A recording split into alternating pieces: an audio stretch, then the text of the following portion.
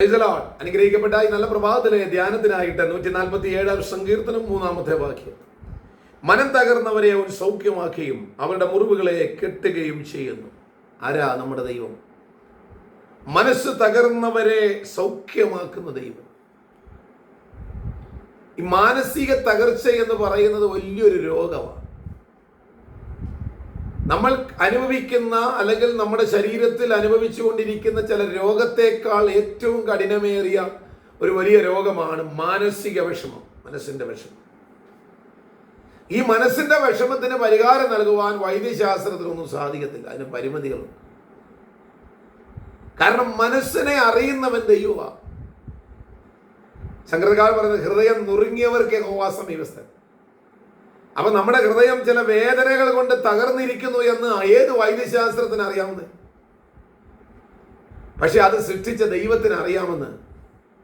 അതാ ഇവിടെ സംഗീതകാരൻ പറയുന്നു, മനം തകർന്നവരെ അവൻ സൗഖ്യമാക്കുന്ന ദൈവമാണ്. ഇന്ന് പകൽക്കാലം നിങ്ങൾ ഏതൊക്കെ വിഷയത്തിന്മേലാണോ തകർന്നിരിക്കുന്നത്, ആ വിഷയത്തിന്മേൽ ദൈവം പരിഹാരം തന്ന് നിങ്ങളെ ഉയർത്താൻ പോകുകയാണ്. അതാ സൗഖ്യം.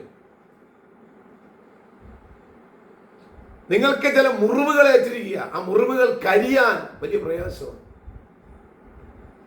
നിങ്ങളുടെ മുറിവുകളിലുള്ള ആ പൾസിനെ അല്ലെങ്കിൽ ആ ദുർഗന്ധത്തെ, ആ അഴുക്കിനെ ഒന്ന് കളഞ്ഞ് അതിനെ ഒന്ന് വൃത്തിയാക്കിയ മുറിവൊന്ന് കെട്ടിത്തരാൻ ആർക്കും കഴിയത്തില്ല.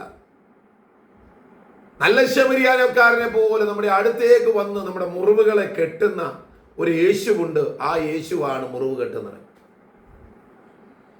മനം തകർന്നവരെ രക്ഷിക്കുന്ന ദൈവം. രണ്ടാമത് പറയുന്നത് അവരുടെ മുറിവുകളെ കെട്ടുകയും ചെയ്യുന്നു. ഒന്ന്, മാനസിക തകർച്ചകൾക്ക് സൗഖ്യം നൽകുന്ന ദൈവവും. രണ്ട്, ശാരീരിക മുറിവുകൾക്കും മാനസിക മുറിവുകൾക്കും സൗഖ്യം നൽകുന്നവനായ ദൈവം. ഇന്ന് പകൽക്കാലം ദൈവം നിങ്ങൾക്ക് ചെയ്തു തരാൻ പോകുന്ന രണ്ട് കാര്യങ്ങളാണ്. ഒന്ന്, നിങ്ങളുടെ മനസ്സിനെ ഒന്ന് ബലപ്പെടുത്താൻ പോവുക. നമ്മുടെയൊക്കെ ചിലരെയൊക്കെ മനസ്സ് ഉണങ്ങിയ പുല്ലുപോല അങ്ങ് കരിഞ്ഞു കിടക്കുക. പക്ഷെ അതിന്റെ പുറത്തേക്ക് ചില മഞ്ഞു തുള്ളികളൊന്ന് വീഴുമ്പോൾ, അതിന്റെ പുറത്തേക്ക് ചില മഴത്തുള്ളികളൊന്ന് വീഴുമ്പോൾ എങ്ങനെയാണോ അത് സടകുടഞ്ഞ് എഴുന്നേൽക്കുന്നത്, ഉണങ്ങിക്കിടന്ന സാഗരത്തിലൊക്കെ ഒരു പച്ചപ്പൊക്കെ കാണുന്നത് പോലെ ദൈവത്തിന്റെ പരിശുദ്ധാത്മാവിന്റെ സാന്നിധ്യം നമ്മുടെ മേൽ ഇറങ്ങുന്നത്. ഇന്ന് പകൽക്കാലം ദൈവം അത് ചെയ്യാൻ പോകുക. ദൈവം അത് ചെയ്യാൻ പോകുക. നിങ്ങൾക്ക് മനസ്സിനെ അവൻ സൗഖ്യമാക്കാൻ പോകുക. ദൈവം നിങ്ങളുടെ മുറിവുകളെ കെട്ടാൻ പോകുക. അതുകൊണ്ട് ദൈവം ആരാ?